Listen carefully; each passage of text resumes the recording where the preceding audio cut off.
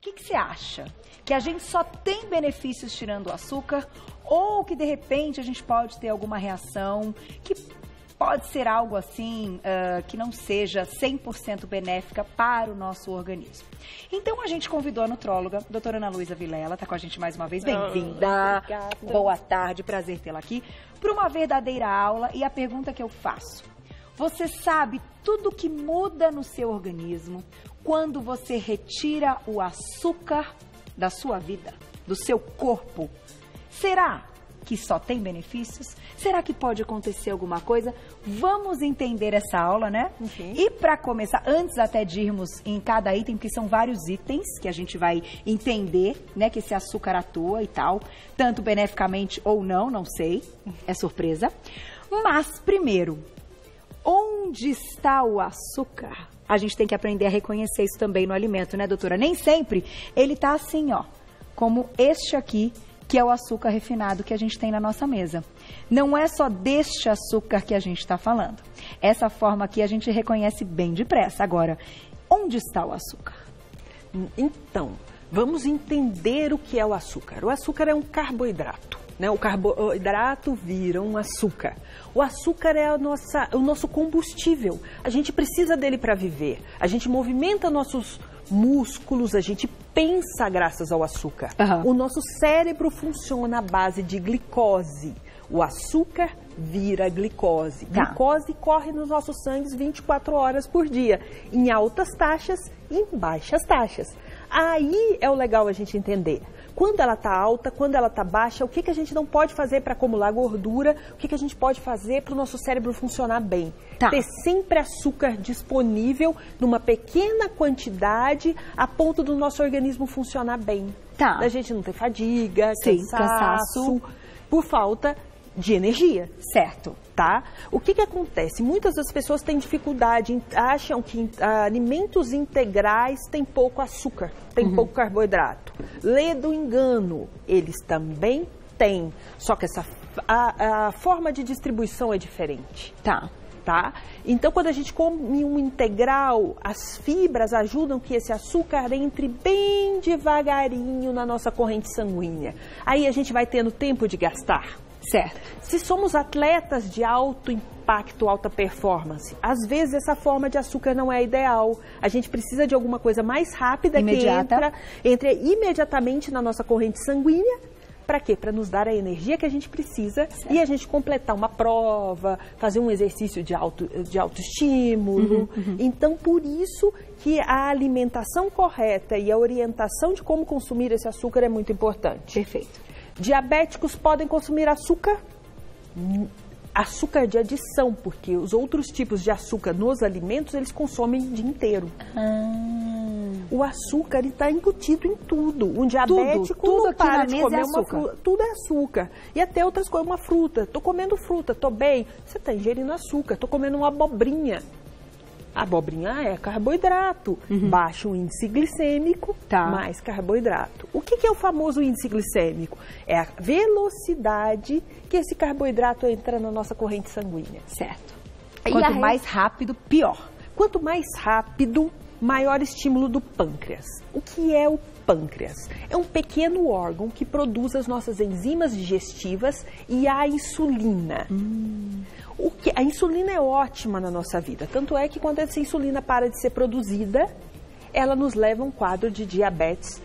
Pode ser tipo 1, ser congênito, se a gente nasce com isso, ou pode ser tipo 2, que é adquirido com o tempo. Nosso pâncreas, ele tem uma produção limitada de insulina pela vida. Ele tem células que produzem essa insulina e elas vão desgastando e parando de funcionar. Então, para cada um, eu posso ter 80 anos de vida útil do meu pâncreas, eu posso ter 60 anos de vida útil do meu pâncreas. A nossa genética influencia muito nisso. Mas se a gente exagerar, o nosso pâncreas vai trabalhar em excesso. Entendi. E ele vai morrendo mais cedo e adiantando esse quadro de diabetes. Comemos, passa pelo intestino. Por que dá aquela leseirinha depois do almoço? Se a gente comer uma feijoada, por que a gente fica cansado? O nosso sangue sai do cérebro, dos órgãos importantes, e vai para o intestino, para pegar todo esse alimento. Tá. Quando tem muita glicose no nosso intestino, ele chupa essa glicose e vai para nossas veias e corrente sanguínea. Já dá uma mensagem para o pâncreas que o pâncreas começa a trabalhar e jogar insulina. Tá. Glicose nas artérias e veias é tóxico, Carol. Machuca. Por isso que o diabético tem problemas de visão, problemas renais, por causa desse excesso de glicose na corrente sanguínea. Entrando essa insulina tira e manda a glicose para os nossos músculos. Tá. Então, essa glicose que não é consumida, ela é armazenada em forma de gordura. Por isso, aquela gordurinha de depósito. Quem come muito açúcar, a tendência é fazer mais gordura. Tá. Por isso que a gente engorda muito facilmente com açúcar. Só que quando você diz açúcar, é o que a gente está comentando. A gente está dizendo o excesso. Todos esses alimentos e não só esta forma que a gente encontra, que é o açúcar refinado, aquele que você acrescenta. Mas tudo aqui é açúcar. Tudo é açúcar. Se você comer muito pão, equivale a comer colheres de açúcar. Tudo isso vira energia. Energia é ruim? Não, desde que ela seja gasta. Desde que a gente consuma essa energia no nosso dia a dia. Por isso que carboidratos são mais eficientes no período da manhã e tarde. A gente tem tempo de gastar. Certo. Se a gente come carboidratos à noite, tudo bem que tem várias linhas de pensamento, que não tem nada provado, comprovado, mas se você come à noite, você não tem tanto tempo de gastar. Então, a probabilidade de se transformar em gordura é muito grande. É maior. Mas a minha pergunta é a seguinte, até pra gente ter uma ideia, antes de entrar aqui em tudo que o açúcar atua, né, e a pergunta que a gente vai falar já já, quando a gente retira do nosso organismo, ou mesmo, vamos usar assim, equilibra a quantidade necessária, porque tirar totalmente é impossível, senão a gente não tem energia. Sim. Mas vamos falar então num equilíbrio deste açúcar no organismo. Como é que a gente faz para entender um pouco, por exemplo, uma pessoa que tem aí um metabolismo, uma queima basal, né, que é aquele que está parado, está dormindo, quanto que você gasta sem fazer absolutamente nada, deitadinho e dormindo? Hoje é em torno de 1.200 calorias, pelo menos. Depende do seu grau de musculatura. Tá. Quem tem mais músculos gasta mais. Gasta mais. Tá. Por isso a nossa mudança de conceito hoje. Porque o que é emagrecer? É perder a gordura e transformar esse tecido em músculo. O músculo queima. Atletas podem queimar 3.000 calorias em repouso. Tá. Então, bastante, né? Esse é o tchan do momento. Se a gente conseguir fazer isso, a gente vai ser saudável e a gente vai poder comer melhor. Poder fazer um excesso ou outro e gastar ao mesmo tempo. Sem prejuízo. Sem prejuízo. Sem malefício para a nossa saúde. Tá. Então, às vezes, a gente fica se privando de muitas coisas. Ah, estou fazendo uma dieta super radical. Mas aí você está fazendo uma dieta super radical à base de frutas. Você faz altos picos glicêmicos. Em vez de você ganhar musculatura, você está ganhando gordura. Porque esse pico glicêmico está transformando todo esse açúcar. Mesmo que seja com poucas calorias e você veja que você está emagrecendo. Só que você não está ganhando e nem mantendo músculo. E nem mantendo músculo. Você está fazendo aquela barriguinha, você está fazendo aquele acúmulo de gordura visceral. Então, por isso que a dieta tem que ser muito balanceada. Perfeito. Por isso que o açúcar não é só o nosso grande vilão. O açúcar de adição é o nosso grande vilão, porque ele provoca os excessos. Ah, entendi. Então, a gente vai entender também com cada item que vai entrar aqui, mais ou menos esse equilíbrio. E eu quero te deixar uma perguntinha. Daqui a pouquinho, perguntinhas do público, @VocêBonitaTV, que é justamente a seguinte. Vamos pensar, então, num metabolismo, aí numa queima calórica basal de mais ou menos 1.200, 1.300 calorias, que seria algo aí mais facilmente encontrado. Sim, né? Numa pessoa normal. Como é que a gente tem noção da quantidade deste amido, deste carboidrato que a gente pode comer estando em equilíbrio? Doutora, deixa uma pergunta importante, a gente vai começar com os nossos itens aqui na tela. Já já tem perguntinhas do público. Como é que a gente tem uma ideia da quantidade deste amido, desse carboidrato que a gente pode consumir, sabendo mais ou menos o quanto o nosso corpo gasta, né? Até por esse metabolismo, essa queima calórica basal, que é aquela que a gente não faz nada, mas a gente está gastando. Nutricionalmente falando, 60% da nossa ingesta tem que ser de carboidrato. Certo. Mais ou menos uns 30% de proteína e o restinho de gordura. Certo. São as grandes fontes alimentares que a gente tem. Tá. Hoje em dia a gente cogita um pouco em diminuir um pouco esse carboidrato e aumentar um pouquinho a proteína para fazer esse balanço, principalmente em pessoas com diabetes. Tá. Ou pessoas que têm tendência a diabetes, acúmulo de gordura. Tá. Então é muito pessoal. Pessoas com insuficiência renal, a gente tem que tratar com muito cuidado, não pode ter um consumo elevado de proteína e assim vai. Então, mas mais ou menos isso. Só que a escolha do carboidrato é que é a grande chave dessa saída. A grande chave é a escolha do carboidrato, os horários que a gente consome esse carboidrato, como é a nossa vida ativa, porque hoje, eu estava num congresso agora esses dias e assim, o grande tchan da humanidade, o grande problema não são os alimentos. Os alimentos tendem a ficar cada vez mais industrializados por causa da população mundial. Isso a gente falando em grande escala. Tá? Lógico, a gente sempre vai procurar alimentos mais naturais, mas isso não é de acesso de todo mundo. O grande problema que a gente está enfrentando agora é o sedentarismo. São as pessoas que não se movimentam. Ah, mas eu faço atividade física 2 vezes por semana, 1 hora. São 2 horas. Teu dia tem pouco, 24, né? É muito pouco. Então a gente tem que se movimentar para poder comer melhor. Entendi. Para poder então, não comer. As escolhas estão erradas e a falta do movimento também. Também, é uma associação. Não adianta nada você fazer dieta só por boca. Você vai fazer um sacrifício muito grande e esse sacrifício depois não vai ser recompensado. Você tem que associar um pouquinho da dieta, da reeducação alimentar com um pouquinho da melhora da atividade física. Perfeito. Essa base vai nos dar subsídios para tratar melhor, trata com medicamento as compulsões mentais, que eu vou explicar agora, trata com medicamento a gordura, mas a gente precisa de uma base muito bem feita. A gente tem que tratar o mal pela raiz. Que é o aumento da atividade física. É o aumento da atividade física e a melhora da alimentação. Tá aí. Vamos para o nosso primeiro item, então? E claro, gente, isso é muito individual também, pelo peso, pela altura e pela atividade que cada um pratica, quando eu deixei a primeira pergunta. Na tela, então, você sabe o que acontece quando você para de comer açúcar? Olha lá, sua pele vai ficar melhor e com um aspecto mais jovem, sério? Não só a pele e não só o açúcar, mas o açúcar ele está envolvido, por exemplo, o chocolate, é muita gordura. O envelhecimento está muito relacionado com o que a gente come, com os aditivos químicos. Então, quando a gente come melhor, quando a gente diminui esse açúcar de adição, quando a gente diminui a obesidade, a gente melhora a pele. Entendi. Então, vale o convite. Vale o convite. Porque pele é pele, né, gente? Ela é pele, é única, é o órgão maior órgão do nosso corpo. E a beleza está muito relacionada com a pele, né? Entendi. A gente deixa isso passar batido, mas a gente sabe que o estereótipo de mulher bonita é aquela mulher com a pele linda. Além de tudo, é cartão de visitas, né, doutora? É cartão de visitas. Você pode estar toda vestida, mas a pele vai chegar sempre em primeiro lugar.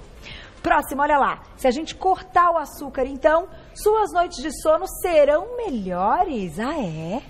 Então, o açúcar no entardecer, o nosso ciclo, a gente tem um ciclo circadiano. Sim. O nosso hormônio de crescimento, que é GH, que é muito procurado hoje em dia para rejuvenescimento, ele é produzido primordialmente à noite, ele começa seu ciclo à noite. E o feedback de compensação dele é pico de insulina. Quando a gente faz um pico grande de insulina, a gente bloqueia a produção desse hormônio. Do GH. Então, quem dorme melhor é uma pessoa que tem um dia produtivo. Deita e consegue relaxar. Grande parte dos hormônios influenciam muito nessa noite de sono. Pessoas com excesso de peso, que consomem muito açúcar, têm a apneia do sono, doença gravíssima e muito pouco diagnosticada. Então, se você tem dificuldade de respiração noturna, se seu companheiro diz que você engasga e ronca muito, e está acima do peso, é grave, aumenta muito o nosso risco de infarto. A apneia. A apneia. E pode estar diretamente ligado a esse consumo do açúcar também? Diretamente ligado ao consumo de açúcar e guarda de gordura. Porque o grande problema do açúcar, depois que ele sai da corrente sanguínea, ele não é problemático mais. Eu já tirei. A insulina resolveu esse problema. Entendi. O problema é ele em forma de gordura de guarda. Entendi. Porque é uma cadeia, Carol. O açúcar ele é problemático enquanto ele está na nossa corrente sanguínea, mas o corpo é tão inteligente que a insulina resolve isso. E o esporte, o exercício também aumenta essa passagem do açúcar para dentro da célula. Certo. Dentro da célula, ele não é tóxico mais. Ele tá ali dando a energia que a célula precisa para a gente conseguir garantir mais saúde, né? Não Tudo. gastou, ele vira gordura. Aí entra o grande problema posterior do açúcar. Tá. Quando ele se estoca como gordura. Quando ele se estoca como gordura e principalmente quando ele se estoca em gordura visceral. Que é perigosíssimo. Que é perigosíssimo. Tá aí, gente. Então tá diretamente ligado a essa condição do sono. Então esse convite aí é de diminuir, a gente não tá falando da retirada, mas vamos falar em equilíbrio do consumo. Também pode ser aí um aliado no seu sono. Mas a gente tá falando carboidratos, né? Açúcar de adição não, isso aqui sobra. Nunca. Isso aqui nunca. Esse sobra, né? Esses daqui a gente tá falando de equilíbrio. E esse daqui a gente tá falando que tem que ficar sem. Tentar evitar ao máximo. Tá. É aquele assim, comer só um pouquinho para mudar o paladar. Depois a gente comenta isso também. Olha lá, mais uma na tela. Se a gente diminuir, então, tirar totalmente o açúcar refinado e controlar as outras fontes de carboidrato, sua memória ficará melhor. Eu já volto para você comentar essa parte. Que coisa, né? E a gente quer a cada dia melhorar essa questão também da memória, porque como atrapalha esquecer alguma coisa? Como atrapalha, você se perde. Eu vou explicar, essa é a parte mais legal da compulsão alimentar. A gente vai entrar na parte da compulsão e como o açúcar está nessa compulsão alimentar influenciando até a nossa memória. Então o açúcar está diretamente ligado à nossa memória? Uau! Também. Tô aqui com um pequeno cérebrozinho para mostrar para vocês. O cérebro só funciona com glicose. Certo. Então, consumir carboidratos é fundamental para a gente ter memória, para a gente ter atitude cerebral, para a gente ter cognição, para ter aprendizado. Por isso que é tão importante a alimentação infantil. Por causa dos estímulos cerebrais. Tá, desde sempre. O cérebro ele é muito suscetível a estímulos. Drogas ilícitas estimulam muito o cérebro, assim como o açúcar. Só que, lógico, cada uma em um grau. Certo. Quando a gente sente, o cérebro está tristinho, a gente tem períodos de depressão, períodos de mal-estar, ele vai compensar com o alimento. Tá. Porque o alimento gera energia e bem-estar cerebral. Então, às vezes, isso é inconsciente, gente, mas vocês vão entender. Eu passei muito por isso e demorou muito para entender, mas quando a gente tem essa explicação, você vai se relacionar em casa. Você come feliz. Isso. Aí a reação do chocolate. Estímulo. Que delícia. Que delícia. Depois, tristinho, comi, dá aquela baixada. Aí você quer comer de novo. Aí você tem aquela compulsão por comida que você não sabe, não é fome, você já comeu. E aí você fica feliz. Aí você come de novo, você tá feliz. E nisso as calorias estão sobrando. Aí depois a insulina chega na corrente sanguínea, tira o açúcar. Triste. Tá. Feliz. Triste. Às vezes você não tem a noção da felicidade e da tristeza, mas sim estímulos cerebrais. Tô com vontade de fazer alguma coisa, não tô mais. Entendi. Eu quero alguma coisa, você não sabe de onde vem. Não quero mais. Isso é a ação do açúcar, do carboidrato no cérebro. Como fazer uma dieta, como é difícil tirar esse estímulo, é químico. Que foi o que eu perguntei pra Carla, eu falei pra Carlinha Laje que estava há pouco na culinária comigo. E aí ela falou, eu quando tiro muito tempo e de vez o açúcar, eu passo mal. Eu tenho hipoglicemia, eu me sinto mal, tenho dor, ela falou dor de cabeça, enfim, que são esses sintomas da queda, como você falou, né? Que você vai pra baixo, fala, ai, e vem a dor de cabeça. É porque isso é um vício? É um vício, é uma necessidade química. É mais forte que a gente. Tem pessoas que lidam bem com isso, tem pessoas que não. Por isso o acompanhamento médico às vezes é preferido. Você faz dieta em casa, mas eu faço a primeira semana, segunda, terceira semana eu chuto o pau da barraca porque não deu certo. Eu tô desesperada, Porque eu tô desesperada. Não é culpa sua, gente. Não é incompetência, é uma doença. Entendi. Que tem que ser visto como doença e tem que ser tratado como doença. Tá. A gente trata, você vai conseguir sim diminuir e colocar teu cérebro num ritmo que ele não precise tanto de picos de açúcar. E que você vai ficar bem. E que você vai ficar bem. Tá. Às vezes precisa de medicação? Não vou mentir, precisa. Eu sou uma prova viva disso. Períodos de muita agitação, que eu estou muito ansiosa, eu tenho que voltar a tomar remédio, estabilizador de humor, para quê? Para eu não oscilar e correr no açúcar, para me compensar. Eu sou gorda. Isso é fisiológico. Isso é fisiológico, Tá. é mais forte que a gente. No momento que a gente assume isso, entende e quer ser tratado, a gente sai do lugar. Entendi. Porque tem gente também que fala assim, eu não vou tomar nada, isso é remédio. E muitas vezes a indicação é clara, que a pessoa precisa de uma medicação para contornar o quadro, né? Não é para emagrecer. Uhum. É isso que eu quero dizer. É para equilibrar. É para equilibrar, para você conseguir tomar as medidas necessárias para que você venha a emagrecer. Entendi. É antes disso, sabe, Antes Carol? disso. Tá aí, linda explicação. E tem perguntinha do público. Vamos lá. Na tela, quem escreveu pra gente, olha lá. Um beijo, Tatá, obrigada. Minha filha de 3 anos quer comer doce todos os dias e percebo que ela fica mal-humorada quando não come. O que eu posso fazer?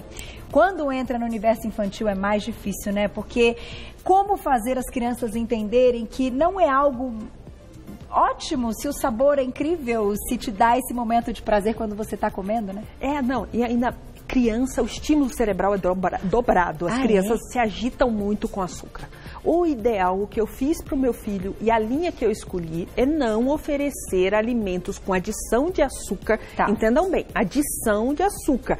Pão tem açúcar, macarrão tem açúcar, fruta tem açúcar, mas chocolate tem adição de açúcar, açúcar refinado no suco, balas. Tem. A criança forma o paladar mais ou menos até 3, 4 anos. Tá.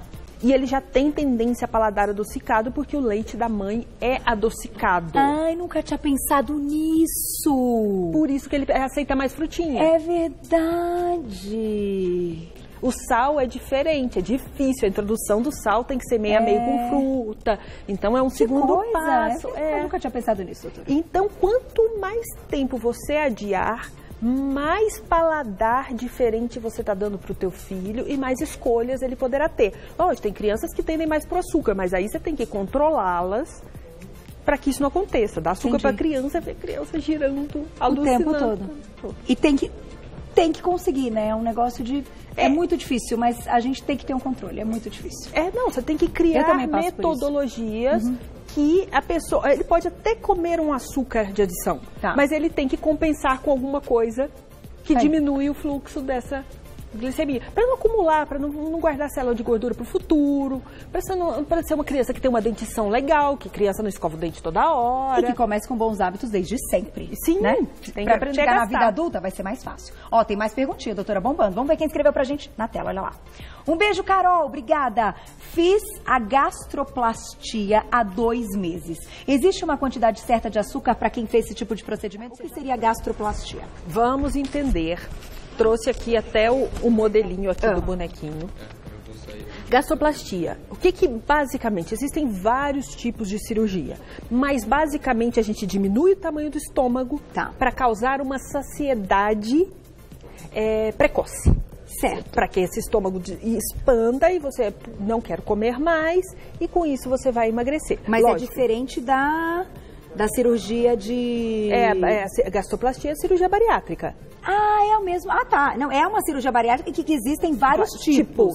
Que a gente, inclusive, já mostrou. Ok. Existe o nome técnico é gastroplastia. Então tá bom. Então gastroplastia é a bariátrica. Certo. Redutora. A gente reduz o tamanho do estômago. Então, tirando o estômago fica muito pequenininho e os açúcares e comida cai direto no intestino. Existem cirurgias que diminuem também o tamanho do intestino. Mas isso varia muito. Você tirando o estômago, o estômago é o órgão de digestão. A gente dilui os nutrientes para cair e ser melhores absorvidos no intestino. A gente vai depender somente do intestino. Daí vem aquela história, quem come muito açúcar tem dumping. É uma sensação de morte eminente. Açúcar caiu direto no intestino, sem uma melhor digestão. E a pessoa passa mal. Passa mal, taquicardia, sudorese, mal-estar. É temporário? Sim, até o organismo entender que aquela fuga de açúcar rápida para a corrente sanguínea vai a baixar e vai melhorar. Entendi. Pode ter hipoglicemia de rebote, pode ter grandes outras coisas, então, mas é basicamente isso. Quando ela pergunta do açúcar, é importante manter, sim, o controle desse açúcar. Sim. Quanto mais integral, melhor. Quanto menos açúcar e massa, porque a tendência é diminuir o consumo. Uma gastroplastia diminui o consumo de proteína, porque a pessoa não consegue comer tanto, e cair mais para os carboidratos, que são mais macinhos e mais fáceis de comer. Então, não, isso é errado. Por isso que o acompanhamento é tão delicado. Tão importante. E olha, tem mais alguns itens que eu convido a doutora para a gente contar. Numa próxima oportunidade, tem itens incríveis ainda, porque a gente pode desmembrar essa pauta de açúcar em muitas pautas. Mas essas primeiras que vocês ouviram, certamente já são aí consideradas um convite para a gente prestar mais atenção na alimentação, retirar o açúcar refinado, que é aquele que a gente põe a mais, e entender um pouco do equilíbrio. É só o equilíbrio, é só o bom senso, né, doutora? É só o bom senso. A gente pode emagrecer. Hoje em dia eu falo que emagrecer é fazer trocas. Isso. A gente pode estar saudável. A gente pode ter uns quilinhos a mais saudável. Isso mesmo. Sabe? Então é só a gente querer e só a gente entender. A gente tem que tratar o nosso corpo como uma árvore. Raiz bem tratada são folhas bonitas. Tá aí. Quem quiser saber mais, vou passar para vocês o contato. Queridíssima doutora Ana Luísa Vilela, nutróloga. Você encontra lá no Instagram, @doutorabreviado Ana Luísa Vilela, tudo junto, @doutorabreviado Ana Luísa Vilela. Tem o site slimforme.com.br, site novo, né? Muito lindo. slimforme.com.br, para você ter sempre uma fonte de pesquisa perfeita, sempre em contato com a doutora. E você está sempre aqui com a gente, sempre. É sempre um prazer. Estava com saudade.